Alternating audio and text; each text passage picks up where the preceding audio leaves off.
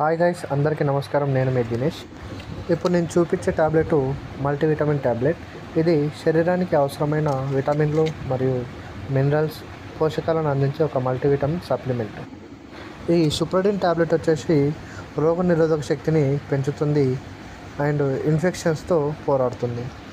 Vitamin B లోపం ఎవరికైతే ఉంటుందో అండ్ విటమిన్ సి లోపం ఎవరికైతే ఉంటుందో ఈ టాబ్లెట్ చాలా ఉపయోగపడుతుంది. ఐరన్ లోపాలను కూడా ఇది బాడీ లోపల సరి చేస్తుంది.